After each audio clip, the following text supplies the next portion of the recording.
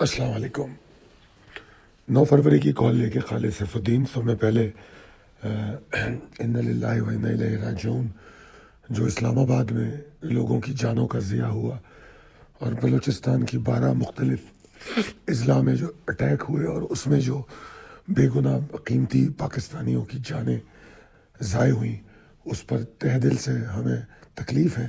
अल्लाह ताला उनकी दर्जात बुलंद करे, उनकी मग़फ़िरत फरमाए। अच्छा जनाब, समय पहले बात करते हैं मार्केट की आज की कहानी पर। ये चार्ट आपके सामने है, चार्ट को देखिए और तस्वुर में पिछली कॉल को लेकर आइए।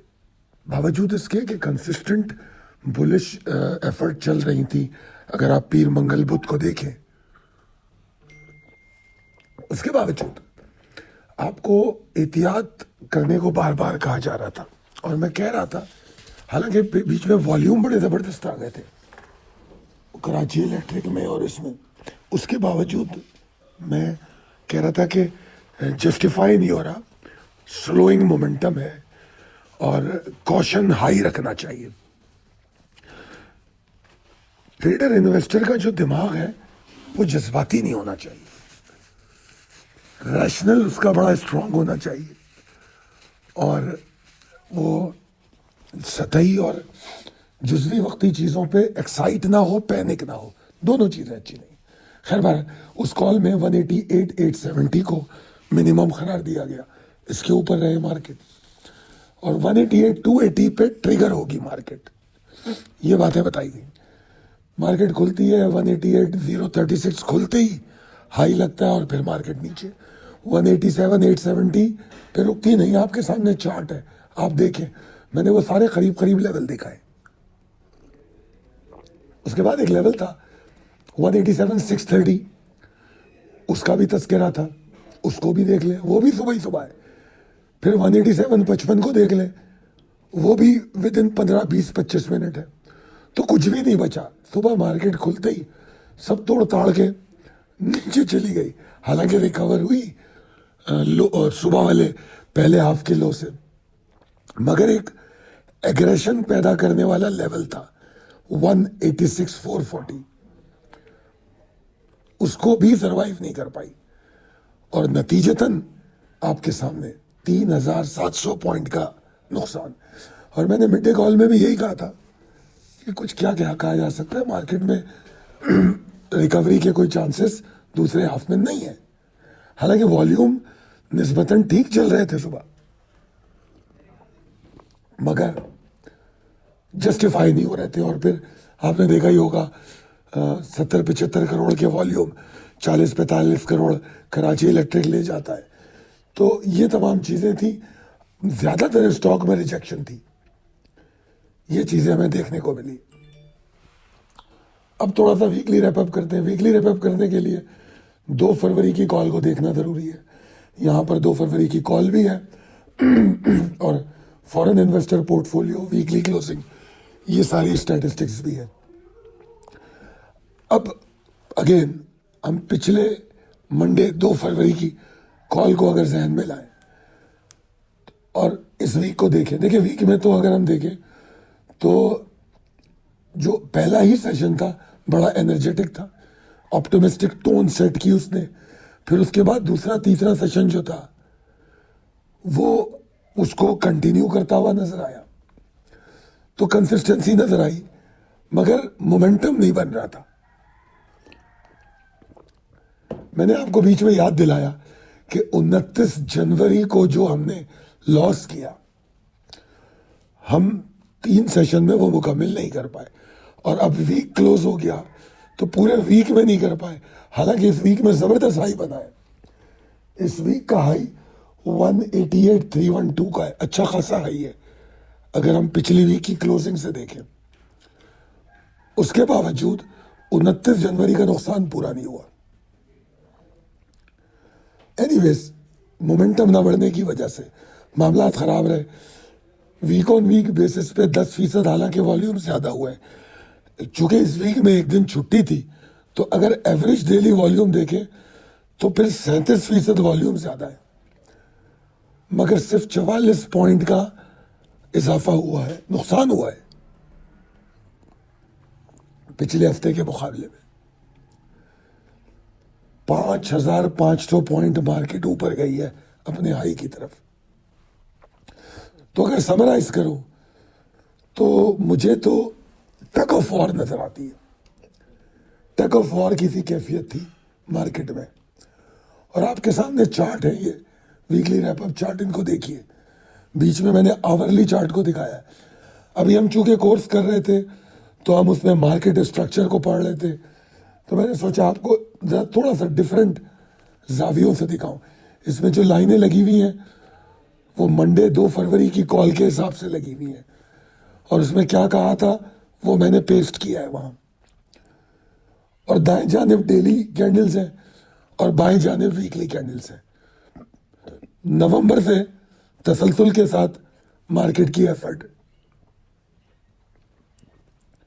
पिछले 3 हफ्तों में tug of war. Daily candle पे देखें तो 29 जनवरी और 6 फरवरी बहुत वाजे नजर आ रहा है। बीच में 4 सेशन की कोई अहमियत नहीं है, हालांकि 4 तसलसल वाले सेशन है उस, और उन्होंने 29 जनवरी को अच्छा खासा रिकवर कर लिया था, मगर 6 फरवरी ने पानी फेर दिया। 1 आवर चार्ट में बीच में देखें आप तो आपको नजर आएगा कि तसलसल 188,312 तक बरकरार रहा। फिर इससे पहले कि मार्केट गिरती उसने ब्रीथिंग स्पेस ली, साइडवेज मूव बनाई। ये आवरली पे बात हो रही है। अगर आप लोग इसका इस्तेमाल करेंगे तो अपनी डेली ट्रेडिंग बेहतर करेंगे। और फिर फ्राइडे को वो हो गया जिसने तबाही फेर दी। तो अब स्ट्रेटेजी, अच्छा स्ट्रेटेजी में जाने से पहले एक बात मुझे याद आई। माफी चाहता हूं, मेरी आवाज ठीक हो के नहीं दे रही। अच्छा, हम जो वीडियो पोस्ट करते हैं हम उसमें हर वीडियो में कहते हैं कि आप लोग कमेंट कीजिएगा। उसका फायदा क्या होना होता है? आपके कमेंट का हमें तो जवाब ही देना पड़ता है, मगर फायदा क्या होता है? हमें ना उससे कोई सीख मिल सकती है कि कोई ऐसी चीज जो हम मिस कर रहे हो। तो अक्सर लोग तो ज्यादातर तारीफी कमेंट करते हैं, तो बहुत शुक्रिया उनका, मगर हमें कुछ सीखने को भी मिलना चाहिए। कुछ ऐसी चीजें जो हमें गलतियां हो वो हमारी बताई जाए। स्टॉक पर बात नहीं होगी क्योंकि ये तो मैंने बता दिया कि स्टॉक मैं यहां नहीं दूंगा। दिखाता हूं, कई दफा बीच में देता भी हूं ताकि समझ में आ जाए, मगर रोज नहीं दूंगा क्योंकि वो मेरे इस्तेखाक है मेरे व्हाट्सएप ग्रुप मेंबर्स का, तो वो उन्हीं को मिलेंगे। आपको लेने आप भी ज्वाइन कर लें। अब आपने, मैं देख रहा था कि कुछ लोग हैं, मुझे समझ नहीं आता, मेरे चैनल पे बड़े कम व्यूअर्स होते हैं और मैं बड़ा खुश हूं। मुझे कोई टेंशन नहीं है उसकी, क्योंकि मैं खुश इसलिए हूं कि वो जो कम व्यूअर्स हैं वो सारे समझदार और मैच्योर व्यूअर्स हैं जो ट्रेडिंग करना चाहते हैं, समझना चाहते हैं। उनमें से कितने सारे हैं जो इस हफ्ते कोर्स भी कर रहे हैं। तो ये सारे वो लोग हैं जो सीरियसली इस मार्केट को लेते हैं, इस बिजनेस को सीरियसली लेते हैं। अब मैं कमेंट पढ़ रहा था, एक साहब फरमाते हैं कि स्ट्रेटजी एआई से लिखवाते हैं आप। अच्छा भाई, तो पहली बात तो ये है कि आप शायद मुझसे वाकिफ ही नहीं है। एआई तो भी आया है, मैं तो बहुत अरसे से ये काम कर रहा हूं। और अगर एआई से मैं लिखवाता हूं अब, तो भाई आप मुझे 3 दिन एआई से लिखवा के दे दें मेरे जैसी कॉल। आपकी मालूमात के लिए बता दूं, मैंने कोशिश की थी एआई से मदद लूं टेक्निकल्स में, क्योंकि जब मैं हज पे जा रहा था तो 15-20 दिन की छुट्टी होनी थी। तो मैंने एआई को ट्रेन करने की कोशिश की 2 महीने, मैं नाकाम हो गया। मुझे शायद इतना नहीं आता, या जो मैंने कोशिश की मैं नहीं कर पाया। अगर कोई समझता है कि एआई से टेक्निकल हो सकता है तो करे, अच्छी बात है, करे और हमें भी सिखाए। कामयाब हो जाए तो उसी का फायदा है। तो बहरहाल मैंने सिर्फ उनके सवाल का जवाब दिया है कि यार मैं तो नहीं करवा रहा, हाँ ट्रांसलेशन होती है जिसकी मैं मदद लेता हूँ, बल्कि उसको तो मैं पढ़ता भी नहीं हूँ, बस कॉपी पेस्ट कर देता हूँ ट्रांसलेशन, क्योंकि वो रिक्वेस्ट है कुछ लोगों की कि उर्दू में लिख दिया करें, तो वो मैं कर देता हूँ। फिर आगे लिखते हैं ट्रेडिंग का फलसफा भी मैं एआई से लिखता हूँ। तो अब इसका मैं जवाब नहीं दे सकता, क्योंकि आप मुझे उन बेवकूफ़ों में से नज़र आते जो ना मुझे जानते हैं ना मुझे समझते हैं। मेरी कितनी ऐसी बातें हैं जो मैं पिछले 20 साल से कह रहा हूँ, उन्हीं बातों को दोहरा रहा हूँ, कोई नई बात नहीं कह रहा। ट्रेडिंग के फलसफे में कोई ब्रांड न्यू बात नहीं कह रहा, सिर्फ रिमाइंडर्स दे रहा हूँ। और रिमाइंडर्स देने का मकसद ये होता है कि कई दफ़ा बातें बार बार कहने से जहन पे बैठ जाती हैं। तो अगर आप मुतमईन नहीं होते तो यार क्यों आते हैं, अपना टाइम क्यों ज़ाया करते हैं? अकल पकड़िए और छोड़ दें इस चैनल को। बहरहाल इनके कमेंट का जवाब देने की ज़रूरत नहीं होती, मगर देना इसलिए ज़रूरी होता है कि आप लोगों की मालूमात के लिए बताऊं, जब 2009 में जब फेसबुक बना, हमारा ग्रुप पहला ग्रुप था, स्टॉक के पहले ग्रुपों में है, तो हमने कुछ पैरामीटर्स ड्रॉ किए कि बेवकूफ़ाना बातें नहीं होंगी। तो बहुत सारे लोगों ने मेरी इस बात को पसंद नहीं किया, उन्होंने मेरा ग्रुप छोड़ दिया। मैंने शुक्रिया का नोट लिखा कि मैं बहुत खुश होता हूं जब कोई छोड़ के जाता है। लोगों ने, मेरी अपनी टीम ने कहा कि यार ना करें ऐसा। मैंने कहा नहीं, उसूलों पे सौदेबाजी नहीं। जो तरीका है, पर्सनलाइज कमेंट नहीं होना चाहिए, रिलीजियस पॉलिटिकल एफिलिएशन मार्केट की डिस्कशन में नहीं नजर आनी चाहिए। एंड रिजल्ट क्या हुआ, 5 साल गुजरे, 6 साल गुजरे, सब ठीक हो गए। 5-6 साल के बाद लोगों का पॉजिटिव फीडबैक आने लगा कि यार खालिद साहब आप तो कायम रहे, आपका ग्रुप बड़ा साफ है, इसमें बेकार गुफ्तगू नहीं होती। टाइम लगता है, कंसिस्टेंसी, डायरेक्शन, इनकी ज़रूरत होती है दुरुस्त सिमत में अगर जाना है। तो बहरहाल हमने उसूलों को फॉलो किया, हमें फ़र्क नहीं पड़ता लोग कम देखते हैं, क्योंकि राज़िक अल्लाह है। मैं कई दफ़ा कहता हूँ मैं यूट्यूबर नहीं हूँ, I am just an analyst, और यूट्यूब पे वीडियो देना ये एक इजाफी काम है। एनीवेज बहुत लंबी हो रही है, going back to the strategy for coming session. तो 3 हफ्ते में एक बैटल चल रही है टग ऑफ वॉर की। जिस तरह मैं पिछली वीडियोस में, बल्कि मैंने एक वो भी लिखा था राइट अप जियोपॉलिटिकल टेंशन्स पे, डोमेस्टिक और अनसर्टेनिटी पे, वो सोशल मीडिया पे पोस्ट भी किया। तो ये तमाम चीज़ें इन्वेस्टर का कंसर्न नज़र आती हैं।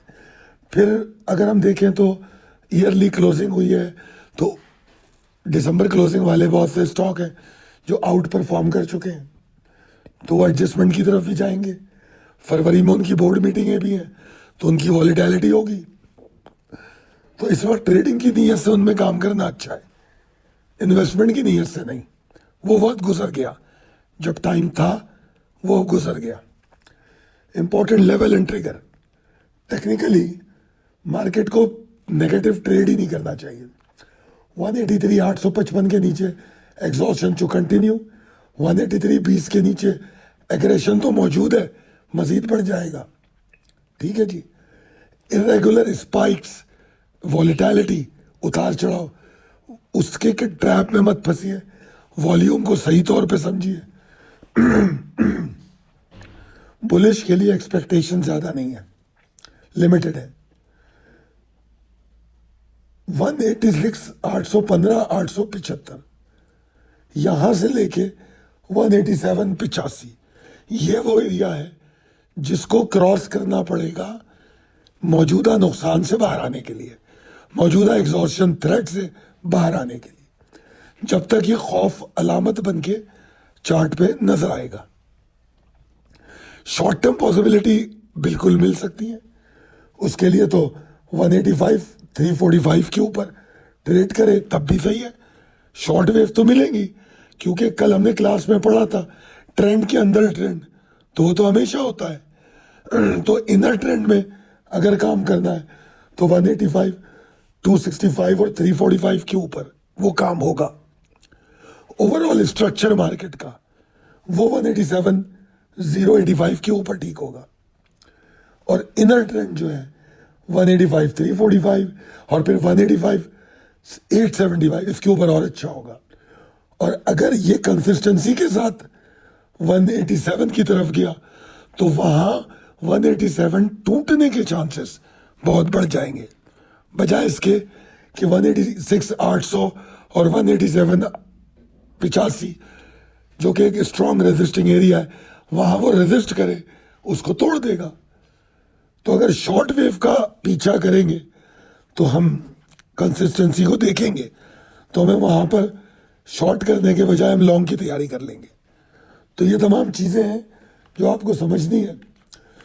ट्रेडिंग फलसफा आज का भी कोई ख़ास नया नहीं है, पिछले 15-20 सालों से कह रहा हूँ कि selection of stock fundamentally, entry and exit technically, वही बात मैंने यहाँ कही है कि मार्केट में सब चीज़ों को मिला के मार्केट को देखना होता है। जब स्टॉक सेलेक्ट कर रहे हैं, सेक्टर सेलेक्ट कर रहे हैं, फंडामेंटल्स देखेंगे, फिर जब सिलेक्शन हो जाती है तो उसके टेक्निकल देखते हैं, ट्रेंड को देखते हैं, फिर साथ साथ जो एक्सटर्नल नॉइज होती है, जो